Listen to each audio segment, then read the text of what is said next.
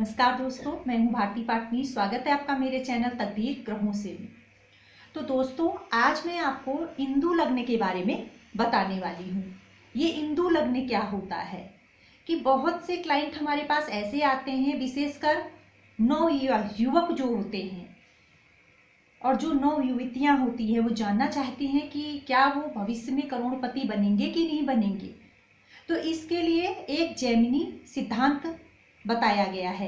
तो उसमें क्या है, उसको हम क्या कहते हैं, कोटेश्वर योग, इंदु लग्न। यानी कि इंदु लग्न की सहायता से आप जान सकते हैं कि आप भविष्य में करोड़पति होंगे कि नहीं होंगे। तो चलिए मैं सीधे से इसके सूत्र के बारे में आपको बता देती हूँ कि आप इंदु लग्न किस तरीके से निकालेंगे।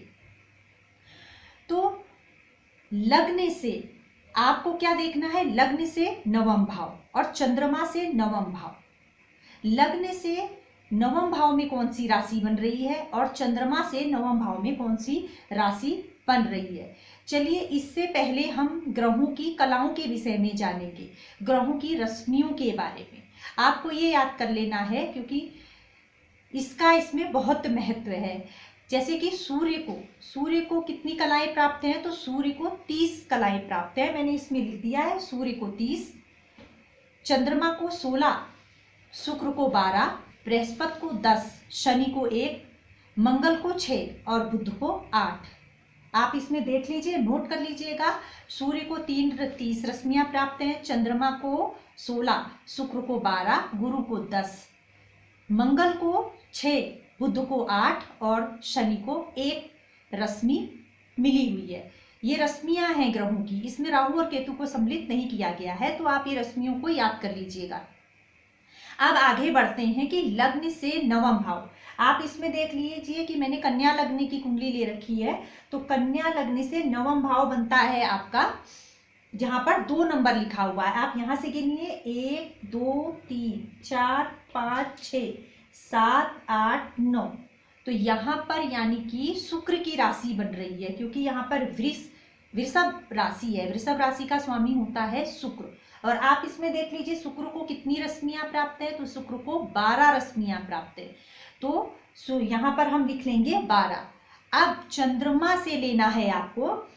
चंद्रमा से आप नवम भाव गिनिए। 1, चंद्रमा इनका अष्टम भाव में बैठा है, तो 1 2 3 4 5 6 7 8 9। तो यहाँ पर नवी राशि यानी कि धनु राशि बन रही है और धनु राशि का स्वामी बनता है गुरु। तो बृहस्पति को कितनी रश्मियां प्राप्त हैं, आप इसमें देख लीजिए, बृहस्पति को 10 रश्मियां प्राप्त हैं। तो यानी कि ये 12 और गुरु की रश्मियां 10, शुक्र की 12 रश्मियां और गुरु की 10 रश्मियां, इनको आपस में जोड़ देना है। तो इनको जब हमने आपस में जोड़ दिया तो बन गया 22 बन गया। अब आपने क्या करना है, अगर लग्न से नवम भाव और चंद्रमा से नवम भाव की रश्मियों को जोड़ने के बाद अगर 12 से ज्यादा जोड़ आता है, तो जैसे कि इसमें 12 से ज्यादा आ रहा है, 22 आ रहा है, तो उसको हम 12 से डिवाइड कर देंगे। देखिए मैंने 22 को 12 से डिवाइड कर दिया है।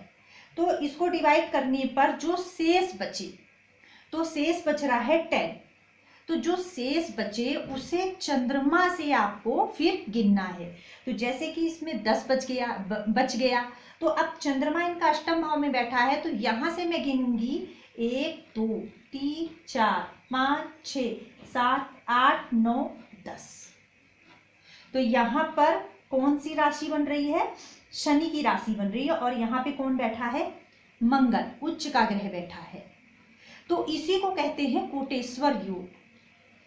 आपको समझ में आ गया होगा, आशा करती हूँ कि लग्न से नवम भाव पे कौन सी राशि बन रही है और चंद्रमा से नवम भाव में जो राशि बन रही है उसके राशि पतियों की कलाओं को आपने लेना है, उनको जोड़ देना है। फिर जो जोड़ आए उससे अगर वो 12 से ज्यादा आता है तो आपको 12 से डिवाइड कर देना है, और जो शेष बचे उसे आपकी जन्म पत्रिका में कहीं भी चंद्रमा बैठा है, ये मैं एक उदाहरण एग्जाम्पल कुंडली लेकर के आई हूँ, आपका चंद्रमा कहीं और भी हो सकता है, तो उस चंद्रमा से आप गिनिए कि जो शेष राशि है कहाँ पर आ रही है। तो ये इनका इंदु लग्न बन गया 10 नंबर पंचम भाव इनका इंदु लग्न बन रहा है और पंचम भाव में मकर राशि बनी हुई है, जहां पे मकर राशि का मंगल यानी कि उच्च का मंगल बैठा है। इसका मतलब ये कोटेश्वर योग में जन्मा हुआ बालक है, यानी कि ये भविष्य में करोड़पति होगा।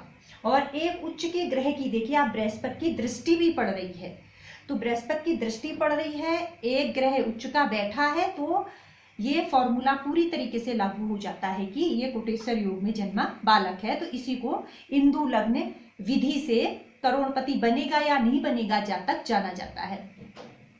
अब कोटेश्वर योग में अगर हम ऐसा जोड़ निकाल देते हैं कि ऐसा जोड़ आ जाता है, ऐसा शेष बच जाता है जो जीरो अगर आपका जीरो शेष बच रहा है तो आप चंद्रमा जहां पर बैठा है वहां से 12 घर गिन लीजिए। 1 2 3 4 5 6 7 8 9 10 11 12 इस तरीके से गिनिए। अगर आपका जीरो शेष आ रहा है तो जहां पर आपका चंद्रमा बैठा है वहां से आप 12 घर आगे आ जाएंगे। और अगर आपका ठीक 12 ही शेष आ रहा है तो आप क्या करेंगे, तो आप जहां पर आपका चंद्रमा बैठा है कुंडली में कहीं भी आपका जहां पर चंद्रमा बैठा है वही आपका इंदु लग्न बन जाएगा। तो यही होता है कोटेश्वर योग, जिसकी सहायता से हम जानते हैं कि जातक आगे आने वाले समय में करोड़पति बनेगा या नहीं बनेगा। तो इसकी और भी शर्तें हैं। अगर किसी पाप ग्रह की दृष्टि पड़ रही है और वहां पर कोई शुभ ग्रह बैठा है तो भी जातक करोड़पति, उसके पास धन की कमी नहीं होगी। और दूसरा सिद्धांत कहता है कि अगर घर सुप्त हो जाए, यानी कि कोटेश्वर योग जहां पे इंदु लग्न बन रहा है वो घर सुप्त हो जाए, वहां ना कोई ग्रह हो और ना किसी ग्रह की दृष्टि हो, तो पैसों की दिक्कत देखी जाएगी। जातक जीवन भर पैसों के लिए संघर्ष करता रहेगा। और अगर एक सिद्धांत और भी है कि केवल पाप ग्रह की दृष्टि पड़ रही हो, 1-2 पाप ग्रह की दृष्टि पड़ रही हो तो भी जातक का बैलेंस बना रहेगा। पाप ग्रह बैठा हो तो भी बैलेंस बना रहेगा, धन का आवागमन होता रहेगा, लेकिन जातक पूर्णतः गरीब नहीं होगा, धन का आवागमन होता रहेगा। हाँ, अगर भाव सुप्त हो जाए तो वहां पर समस्याएं देखी जाएंगी। तो दर्शकों, आज मैंने आपको इंदु लग्न के बारे में बताया। आशा करती हूँ कि आपको वीडियो समझ में आया होगा। मिलती हूँ मैं आपसे अपने नेक्स्ट वीडियो के साथ। नमस्कार।